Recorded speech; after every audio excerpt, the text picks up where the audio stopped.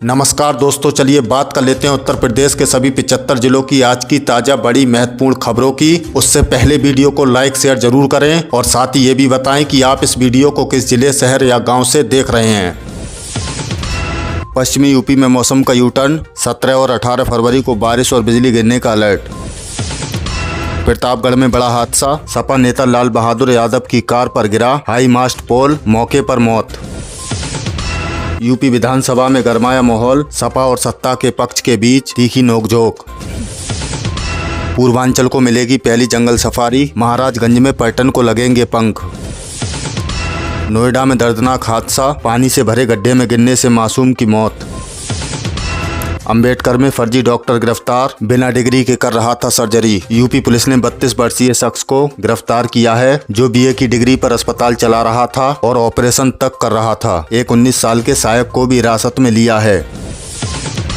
चंदौली में पुलिस की बड़ी कार्रवाई, 3.5 करोड़ की अवैध संपत्ति कुर्क। नशीले पदार्थों की तस्करी के खिलाफ अभियान चलाते हुए पुलिस ने तस्करी से अर्जित की गई करोड़ों की अचल संपत्ति को फ्रीज कर दिया है। बीएचयू में स्वास्थ्य और शिक्षा पर आर्टिफिशियल इंटेलिजेंट नेशनल कॉन्फ्रेंस शुरू। वाराणसी के काशी हिंदू विश्वविद्यालय में चिकित्सा और शिक्षा के क्षेत्र में एआई के इस्तेमाल को लेकर विशेषज्ञों का मंथन शुरू हुआ है। ये कार्यक्रम अगले 2 दिनों तक चलेगा। रानी लक्ष्मीबाई स्कूटी योजना के लिए 400 करोड़ आवंटित, छात्राओं में खुशी। मेधावी छात्राओं को मुफ्त स्कूटी देने की योजना के लिए बजट में भारी भरकम राशि का प्रावधान किया गया है, जिससे कॉलेजों में पढ़ने वाली बेटियों को बड़ी राहत मिलेगी। अयोध्या के संतों ने बांटी मिठाई, भारत की T20 वर्ल्ड कप में जीत का जश्न। भारत द्वारा पाकिस्तान को हराने के बाद रामनगरी अयोध्या में संतों ने खुशी मनाई। अयोध्या में दर्दनाक हादसा, ट्रॉली ने डंपर को पीछे से मारी टक्कर, ड्राइवर की मौत। अयोध्या के नेशनल हाईवे पर गिट्टी लदे डंपर से एक ट्रॉली टकरा गई। टक्कर इतनी भीषण थी कि ट्रॉली के ड्राइवर की मौके पर ही जान चली गई। पुलिस मामले की जांच कर रही है। नसीमुद्दीन सिद्दीकी की साइकिल की सवारी, कांग्रेस छोड़ सपा में शामिल होने की अटकलें तेज। राजनीतिक गलियारों में चर्चा है कि वरिष्ठ नेता शमसुद्दीन सिद्दीकी जल्द ही समाजवादी पार्टी का दामन थाम सकते हैं। इससे आगामी चुनावों से पहले विपक्षी खेमे में एक बड़ी हलचल के रूप में देखा जा रहा है। यूपी बोर्ड परीक्षा, कॉपी में पैसे रखे तो छात्र और टीचर दोनों पर गिरेगी गाज। यूपी बोर्ड ने 10वीं और 12वीं की परीक्षाओं को लेकर माध्यमिक शिक्षा परिषद ने सख्त हिदायत जारी की है। अगर किसी छात्र के पास लालच में उत्तर पुस्तिका के अंदर नोट रखे तो उसके खिलाफ कठोर दंडात्मक कार्रवाई की जाएगी। सिर्फ छात्र ही नहीं बल्कि कॉपी चेक करने वाले उन शिक्षकों पर भी एक्शन होगा जो इसकी सूचना विभाग को नहीं देंगे। बोर्ड ने स्पष्ट किया है कि ऐसी कॉपियों को अनुचित साधन UFM की श्रेणी में डालकर छात्र का परिणाम रोका जा सकता है। शुचिता बनाए रखने के लिए ये एक कड़ा फैसला लिया गया है।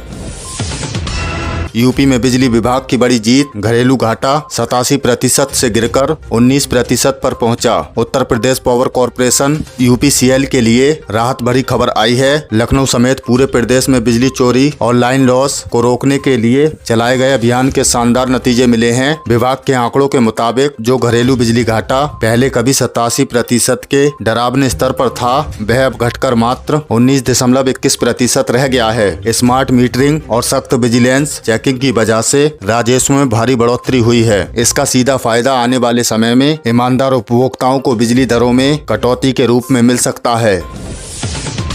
पोस्ट ऑफिस में अब आधार कार्ड की सुविधा, अपडेशन का नामांकन हुआ आसान। लखनऊ समेत प्रदेश के प्रमुख डॉक्टरों में अब आधार कार्ड से जुड़ी सेवाओं का विस्तार कर दिया गया है। अब आपको आधार कार्ड बनवाने या उसमें पता और मोबाइल नंबर अपडेट कराने के लिए बैंकों या ब्लॉक के चक्कर काटने नहीं पड़ेंगे। विभाग ने अपने सेंटर्स पर अत्याधुनिक मशीनें लगाई हैं, जहां बायोमेट्रिक अपडेट और नए नामांकन की प्रक्रिया को तेज कर दिया गया है। ये सुविधा ग्रामीण इलाकों को उन लोगों के लिए वरदान साबित होगी जहाँ इंटरनेट और CSC सेंटर्स की पहुंच कम है।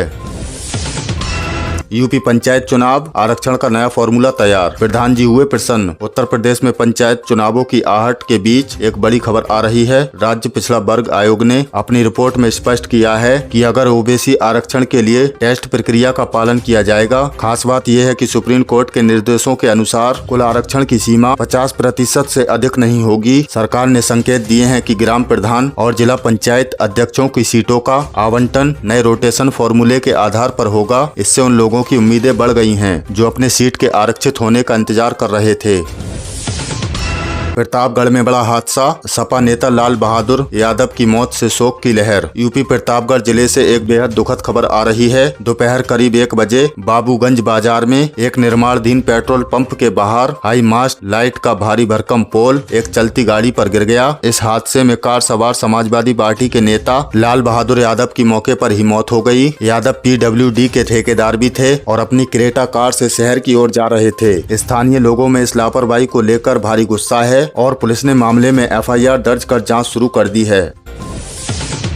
Lucknow crime, high profile ATM card sweeping गिरोह का भांडाफोड़। लखनऊ पुलिस और क्राइम ब्रांच की टीम ने एक ऐसे शातिर गिरोह को गिरफ्तार किया है जो दिल्ली, महाराष्ट्र और यूपी के कई जिलों में ATM कार्ड बदलकर करोड़ों की ठगी कर चुका था। गिरफ्तार आरोपियों में पूर्व IT कंपनी का कर्मचारी दिलशाद और उसका साथी सहवान शामिल है। इसके पास से पुलिस ने 181 ATM कार्ड और फर्जी आधार कार्ड बरामद किए हैं। ये लोग मुख्य रूप से बुजुर्गों और महिलाओं को निशाना बनाते थे और मदद के बहाने कार्ड बदलकर उनके खाते खाली कर देते थे।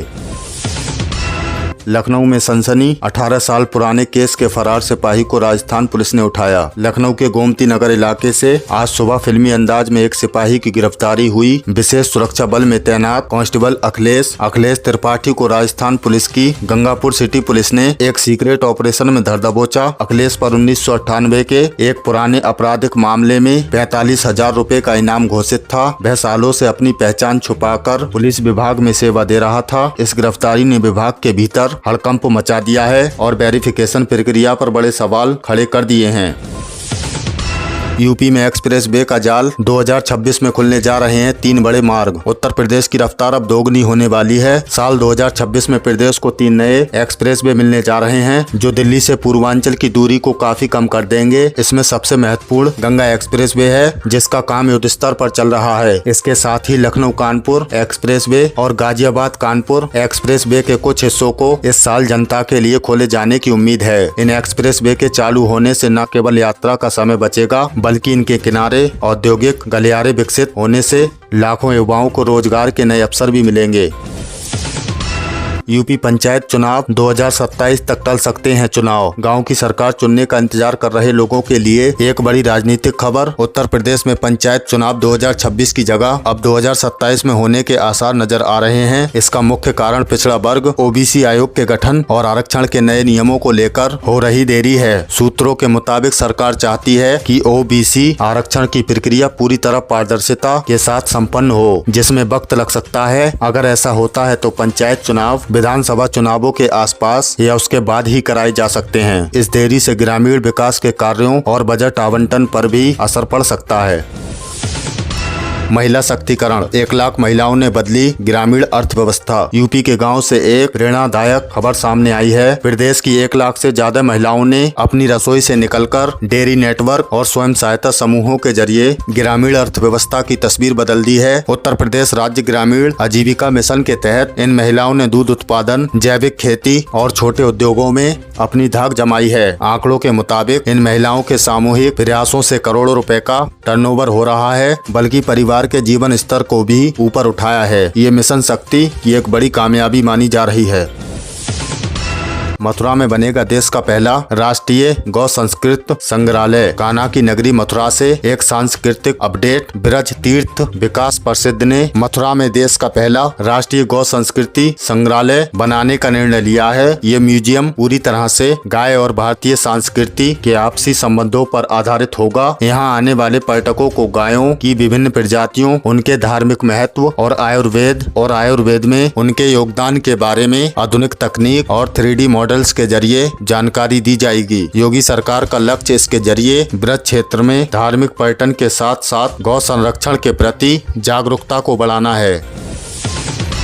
लखनऊ में दर्दनाक हादसा, कंटेनर की टक्कर से बाइक सवार MBBS छात्र की मौत। राजधानी लखनऊ के चिन्हट इलाके में एक दिल दहला देने वाला सड़क हादसा हुआ है। एक तेज रफ्तार कंटेनर ने बाइक को पीछे से जोरदार टक्कर मार दी, जिससे बाइक आगे चल रहे ट्रक के सीधे नीचे जा घुसी। इस भीषण सड़क हादसे में बाइक सवार एक मेडिकल छात्र MBBS स्टूडेंट की मौके पर ही मौत हो गई। पुलिस ने सबको कब्जे में लेकर पोस्टमार्टम के लिए भेज दिया है और फरार कंटेनर ड्राइवर की तलाश की जा रही है। इस घटना के बाद गोमती नगर एक्सटेंशन मार्ग पर काफी देर तक जाम लगा रहा।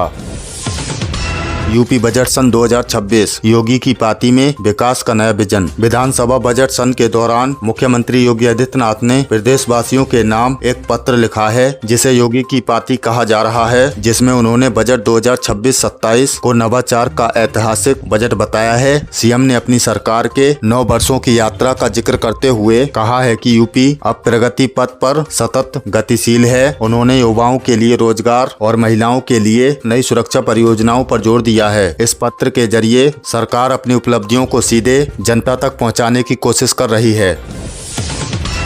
लखनऊ पर्यटकों को झटका, 18 फरवरी से महंगा होगा बड़ा इमामबाड़ा का दीदार। आप अगर लखनऊ की ऐतिहासिक धरोहर बड़ा इमामबाड़ा और भूल भुलैया घूमने की योजना बना रहे हैं तो आपको अपनी जेब थोड़ी ज्यादा ढीली करनी होगी। प्रशासन ने घोषणा की है कि 18 फरवरी से टिकट के दामों में बढ़ोतरी कर दी जाएगी। पर्यटकों के लिए अब नया रेट चार्ट लागू होगा। विभाग का कहना है कि रखरखाव और सुविधा के विस्तार के लिए ये कदम उठाना जरूरी था। लखनऊ आने वाले देशी विदेशी पर्यटकों के लिए ये खबर थोड़ी मायूस करने वाली है। तो दोस्तों, ये थी उत्तर प्रदेश की आज की ताजा बड़ी महत्वपूर्ण खबरें। इनमें से आपको कौन सी खबर सबसे ज्यादा महत्वपूर्ण लगी, कमेंट में जरूर बताएं। वीडियो अच्छी लगी तो वीडियो को लाइक कर दें और चैनल पर नए तो प्लीज चैनल को सब्सक्राइब कर लें। हमारे चैनल पर आपको उत्तर प्रदेश से जुड़ी सभी ताजा अपडेट मिलती रहेंगी। मिलते हैं अगली किसी वीडियो में नई खबरों के साथ। तब तक के लिए धन्यवाद।